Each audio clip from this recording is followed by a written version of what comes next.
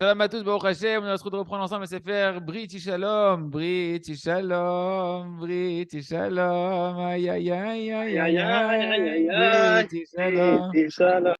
aïe aïe aïe aïe aïe. Ah, Baruch Hashem, donc on reprend le Sefer. Rappelez-vous qu'on était en train d'étudier une notion très importante que le cerveau, et donc on avait dit là où siège le Neshama, c'est le cerveau. Et l'enflammement du cœur va dépendre de la rapidité de combien ça va vite dans le cerveau, les compréhensions qu'on va avoir, en particulier les compréhensions de Torah, les compréhensions qu'Akadosh Baruch Hu, il veut de nous. Et ben, ça dépend de ce que tu vas y mettre dans ta tête. C'est pourquoi en réalité, il faut faire très attention. Un homme, on a dit, l'homme, il est ce qu'il y a dans son cerveau. Tu vis en fonction des informations que tu as accumulées. Tu es en fonction des informations de ce que tu as accumulé dans ton cerveau. Donc l'essentiel, les amis, c'est de faire une diète.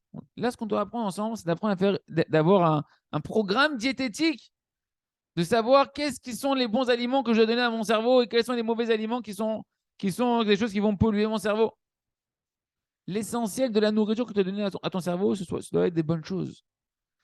En particulier par l'étude de la Torah, tu dois multiplier la nourriture de Torah dans ton cerveau, que ce soit le sens simple de la Torah, que ce soit la Gemara, que ce soit la Halacha, que ce soit le Moussar ou la Emouna ou la Chassidoute, la Kabbalah pour celui qui a un niveau de ça, etc., qui est digne de ça. Chacun en fonction de son niveau. Mais ça, les amis, effectivement, ça va permettre de donner des bonnes informations dans le cerveau pour qu'on puisse vivre avec tout ce bien qu'on va accumuler. Mais il faut, comme il dit Rabbi Nachman et Rabbi Nathan, engraisser toute l'étude de la Torah. Il faut l'engraisser énormément avec beaucoup de doutes et de prières. Il faut multiplier tout ce que je vais étudier la Torah. Je dois embober tout ça de beaucoup de doutes, beaucoup de prières, beaucoup prier. Pourquoi? De prier d'accomplir ce que j'ai étudié. C'est bien beau d'avoir des informations dans la tête, mais il faut les vivre. Parce que celui qui étudie, comme on l'a dit plusieurs fois, sans étudier, sans faire idbo des doutes, sans faire teshuva tous les jours, sans se remettre en question tous les jours en faisant cheshbon nefesh, et sans beaucoup prier pour accomplir ce qu'il a étudié, il ne peut pas arriver véritablement à l'accomplissement de la Torah, véritablement.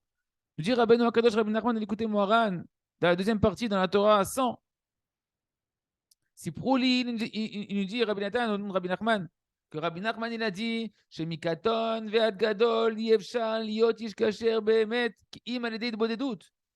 Rachan, il a dit que du plus petit du juif au plus grand, du plus petit homme au plus grand des hommes que tu peux connaître, c'est impossible d'être un homme véritablement cachère sans la Bodedut, sans parler à Kadosh Baruch Hu, à demander à Hachem de la crainte du ciel et d'accomplir ce qu'on étudie et à se remettre en question tous les jours.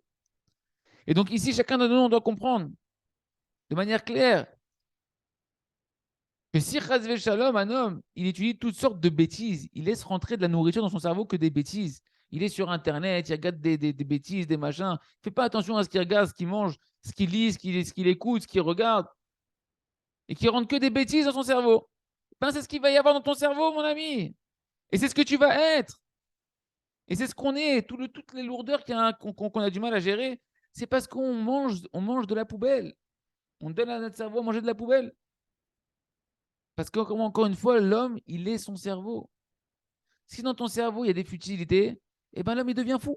Il se comporte comme un fou. Et un homme, il ne faute que parce qu'il y a un vent de folie qui est rentré en lui. Mais d'où il est rentré, ce vent de folie? Par les yeux, par les oreilles, ce que tu as laissé voir, ce que tu as laissé entendre. Et à plus forte raison, si une personne regarde des choses d'hérésie, des choses. On ne se rend pas compte des fois. On regarde des fois on peut regarder des films, des séries, toutes sortes d'hérésies qui rentrent dans la tête, qui sont contre la Torah, des pensées qui sont contre la Torah. Un homme, il ne se rend pas compte qu'avec ça, en réalité, il se coupe lui-même d'Akadosh Baruch Hu.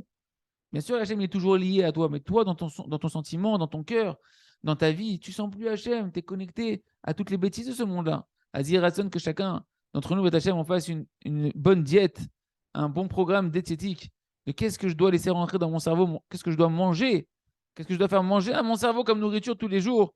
Et que quand, avec le Cheshbon Nefesh, avec l'aide des doutes, on se rend compte, et avec l'étude de la Torah, on se rend compte que certaines choses, justement, sont néfastes. Beaucoup prier à Kadosh Baruch pour s'en écarter et pour d'avoir véritablement une alimentation la plus équilibrée, une hygiène de vie, mamash, dirigée par la Torah, afin que notre cerveau et nous-mêmes, on soit des hommes de Torah, des hommes qui soient à l'image d'Hachem, et qu'on sente la lumière d'Akadosh Baruch Hu en nous, Chazak, ve Nitrazek.